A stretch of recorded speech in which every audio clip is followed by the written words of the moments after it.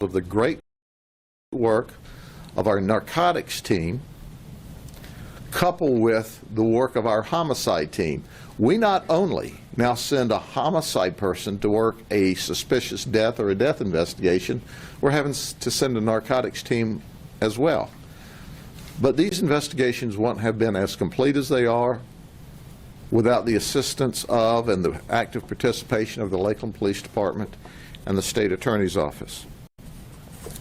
Let's look at Ladarius Oglesby. I want to focus on him.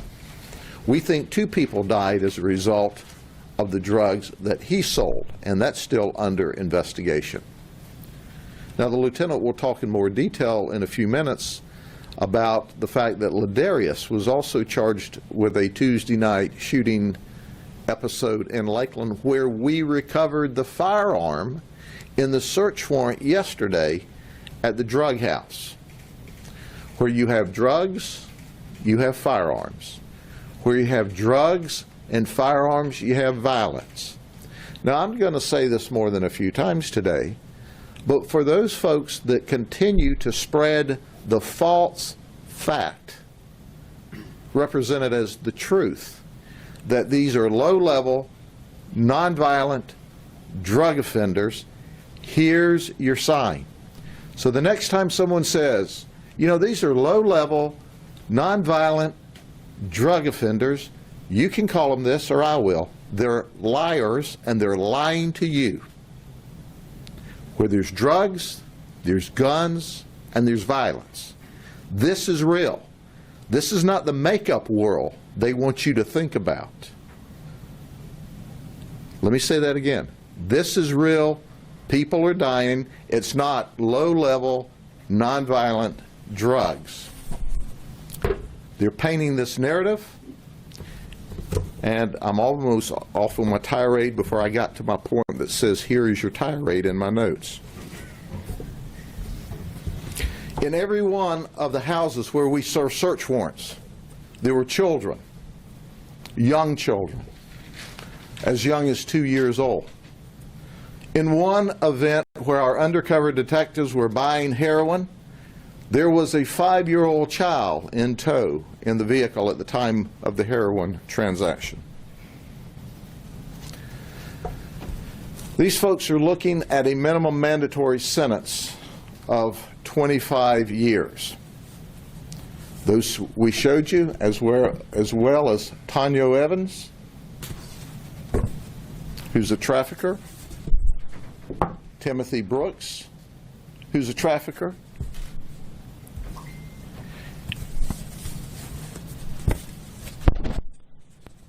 Brittany is just a seller of drugs. Christopher's a trafficker. He's good for 25 years. Dante Williams was selling weapons. Trinard Butler, we certainly believe that there's at least one person that's died as a result of the drugs he trafficked. And we're looking for Naborius Lampkin. We believe 2 people have died as a result of the narcotics he trafficked. We're looking for him. Call Crime Stoppers. Make you some real money and turn Laborious in. He needs to go to jail soon because the next piece of heroin he sells could be the next death that someone in law enforcement works.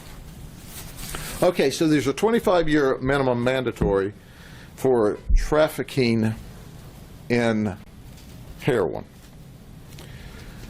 Did you know, and I hope some of you look at your little counters on your television camera, there are, as we speak, legislators who are in session who think we should do away with minimum mandatories. Did you hear me? They want us to do away with minimum mandatories while these people sell drugs in Florida that kills people. You need to not only tell them that they're out of their mind, you need to vote them out of office the next opportunity you get. While people are dying, they think we need to do away with minimum mandatories. We know that this fentanyl is 50 to 100 times stronger than heroin. We know that these folks that are buying heroin are always seeking a stronger, more potent high. That's why they go to the fentanyl. We know the carfentanil is reported to be at least 1,000 times higher.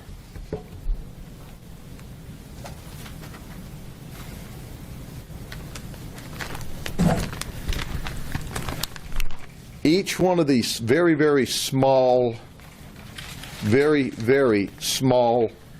papers is a bundle.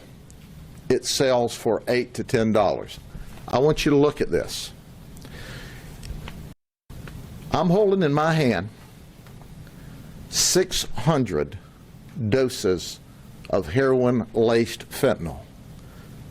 Had our detectives from the police department and the sheriff's office not taken this off the street, someone would have died statistically based upon what I'm holding in my hand.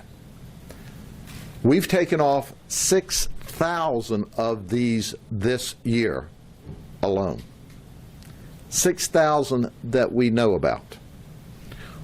We know that we have 8 deaths that the sheriff's office alone has worked. These detectives, working in concert with the state attorney's office, has reduced the probabilities that people will die in this county when they risk their lives to go undercover in this seedy world to buy heroin. Tell your legislators when you ask them about this is a low-level, nonviolent drug offense.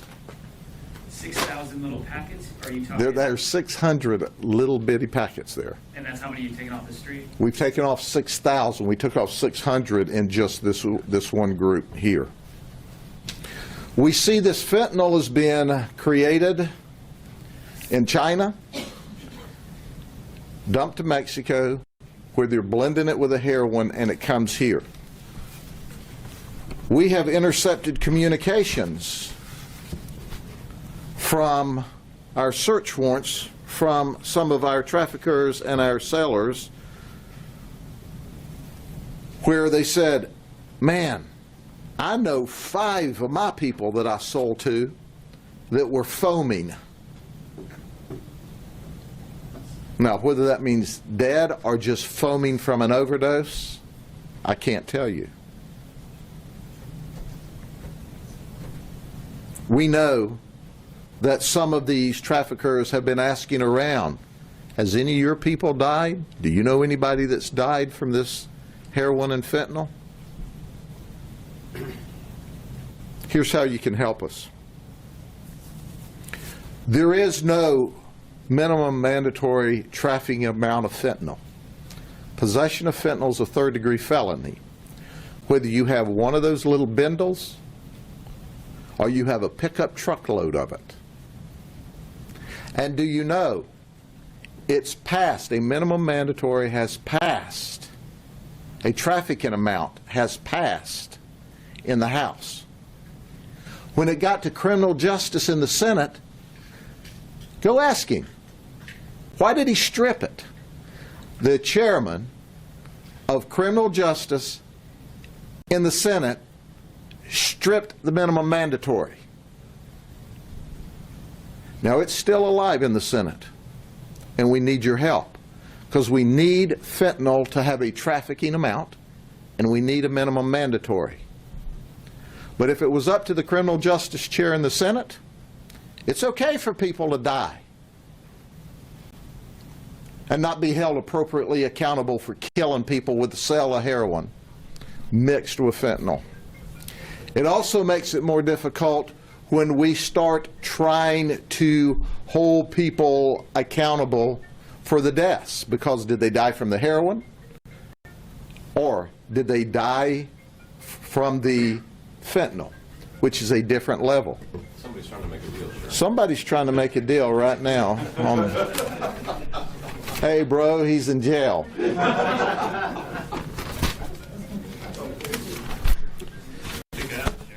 Help us. Yeah, we think you should take a call. Yeah.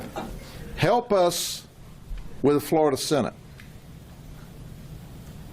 We're still working with this, but had it been up to the criminal justice chair alone, it would have been stripped out, and people are dying. Ladies and gentlemen, I can't overemphasize how dangerous this is. I'll tell you right now, there's a lot of methamphetamine and cocaine use and addiction and sales and trafficking. And that stuff kills you as sure as heroin-laced fentanyl. But it takes 10, 15, 20 years to kill you. It's just as deadly, unless you get a wild overdose. This stuff is killing you before quick. And we got legislators that don't want to give us trafficking amounts in fentanyl. Are you kidding me? Mr. Criminal Justice Chair, have you talked to the victims' parents and family that are dying? Do you just live in that glass bubble of false reality that you've crafted about this issue? We live in the real world, the rest of us, and we know what's happening. We're going to keep fighting and putting these folks in jail that are killing our folks on the street. And this is not a Polk County problem. This is not a Central Florida problem. This is not just a Florida problem. This is a nationwide epidemic. It's a crisis. And we've got to all work together. And that's how we always work here. Let me turn it over to Lieutenant Bowling, who's going to give you some details on what they are seeing in the city of Lakeland. Lieutenant? Good afternoon. As the sheriff pointed out, the Lakeland Police Department works hand in hand with the Sheriff's Department as well as other agencies on almost on a daily basis. Tuesday night, we responded to a shooting in which nobody was hit. However, 5 9mm casings were located on the scene. Detectives were able to secure a warrant for Ladarius Oglesby. Through intelligence sharing with the Sheriff's Department, we found out that he was the subject of one of their investigations. And working with the Sheriff's Department, we were able to locate him and gather additional evidence. City of Lakeland has seen a dramatic spike in both heroin seizures as well as overdoses. In the last year, we've confirmed that we've had one fentanyl-related death, and we have 7 more that we suspect. We're still waiting on toxicology for that, and it's going to be several months before we find out. But as the sheriff pointed out, we're seeing an increase as well. Thank you. This guy's really wanting to buy some heroin right now. We have another phone call. Okay. Questions for either the lieutenant or for me?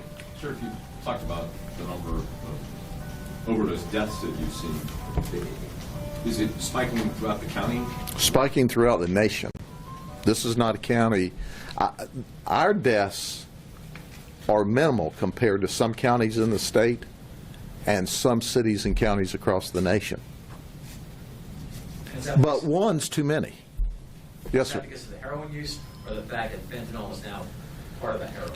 We believe that the fentanyl is the issue, the instant issue. Certainly heroin can kill you graveyard dead right now, but the fentanyl is the frightening part that we're being told according to our DEA partners. Let me give you an example. They told us that fentanyl, the size of 2 grains of salt, is a deadly overdose. Did you hear me? Fentanyl, the size of 2 grains of salt, is a deadly overdose. Now, this is being mixed in some kind of homemade labs, and it's, whoops, we got a little bit too much. And they send it out, and the traffickers end up with it locally, and they sell it, and understand that the users want powerful heroin. That's why they love heroin laced fentanyl. They're looking for that greater high, And it's killing them just graveyard dead before quick. And it's frightening. We had two twin brothers last week. Asked their dad, hey, can we have some money? We'd like to go bowling, like to go, get a pizza, get something to eat. He said, sure. He gave him some money. We got a call from someone who said, there's a car in my driveway.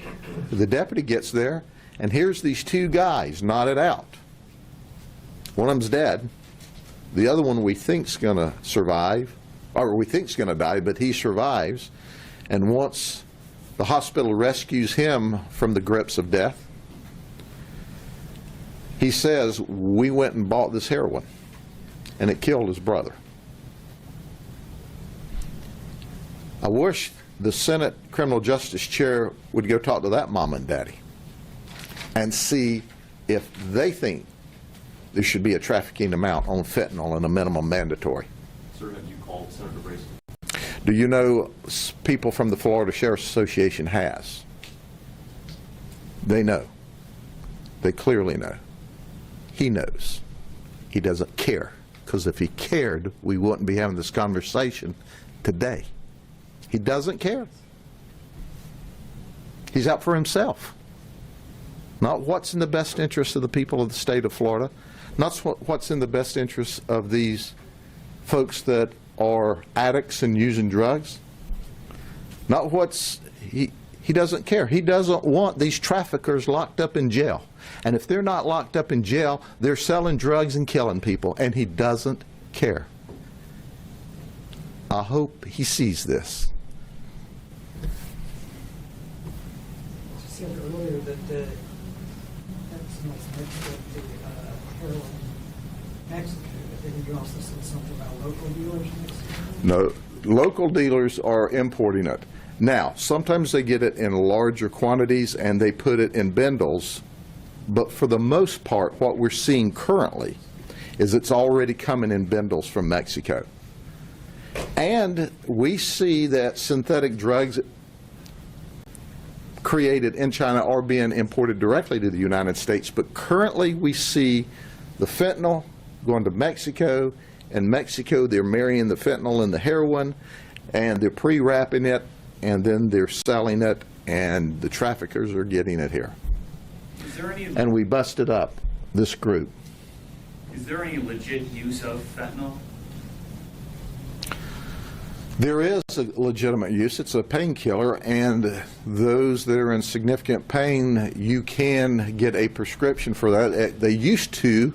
We're not seeing it as much right now. They used to steal the patches because they have fentanyl patches.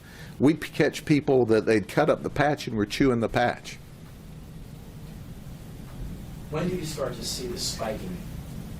We have seen it. We saw the big span.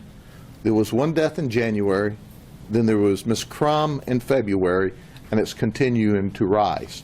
Keep in mind, we saw 5 all last year, and we've already had 8 this year. It was such an alarm and such a concern to us that Major G put all the narcotics people working heroin. So you're Now, the rest of y'all don't relax. We're not going to let you get away with your meth and cocaine sales either, but we'll get back to you, because I know you're not going to quit selling. And did Carly Bruce's mother die in Polk County? She died in Polk County.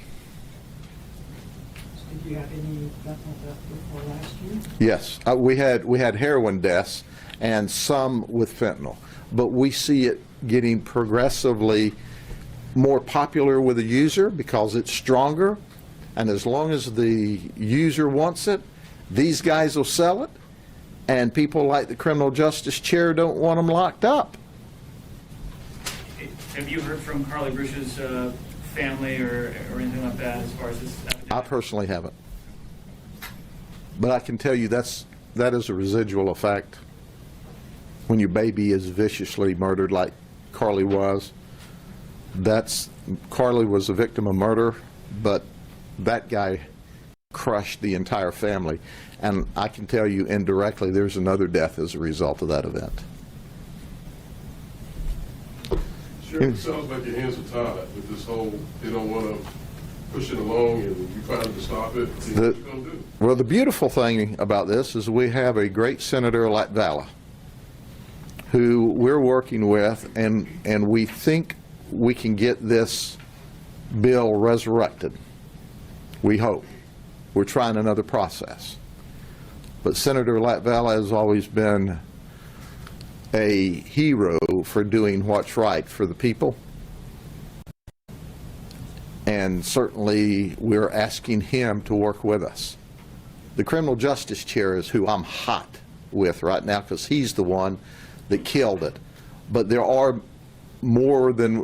is more than one process to get a bill through the legislature, and the Florida Sheriff's Association, the police chiefs, State Attorneys Association, we recognize the crisis and the need for this, and we're doing everything we can. And Senator Latvala, I can't say enough good things about him. We need this, but we need pressure on the legislators to demand that this be resurrected and passed so that the governor can sign it. And that's where the community comes in, and that's where television and newspaper comes in.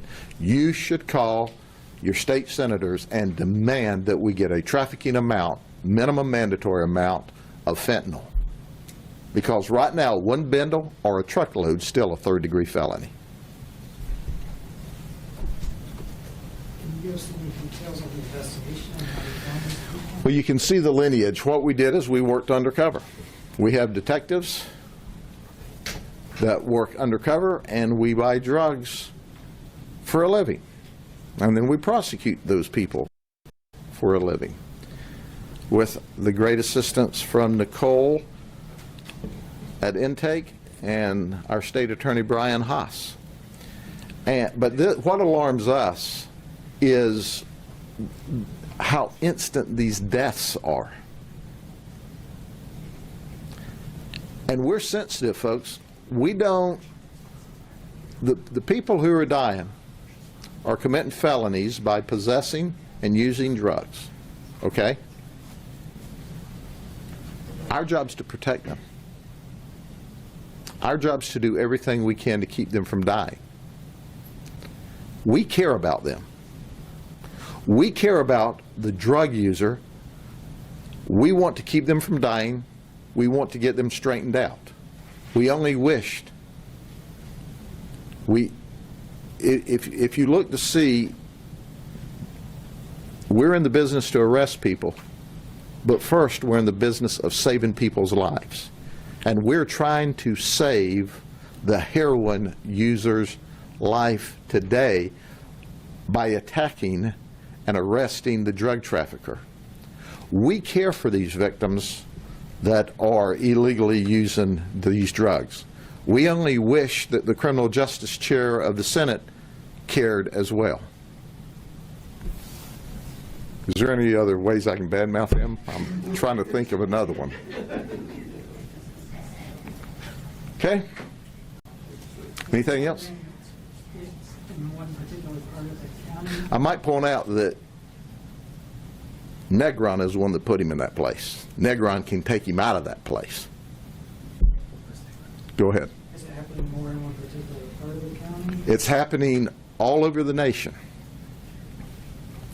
We don't see the impact per capita as great as some other counties in the state and some other cities and counties in the nation, but it's real. This is a real crisis. And we're going to do everything we can to protect these heroin users from dying. But here's a novel thought. You probably ought to quit purchasing heroin and go to your nearest health clinic and say, I'm very sick, I'm addicted to heroin, can you get me on a maintenance plan? Can you help me? There's ways that they can all receive help, and we will do anything we can. If you're addicted to heroin and you're freaked out about this like I am, wave a deputy down and say, I'm addicted to heroin. No, I don't have any on me. yes, you can search me, but you got to take me someplace for help. And we will. Okay? Thank you very much.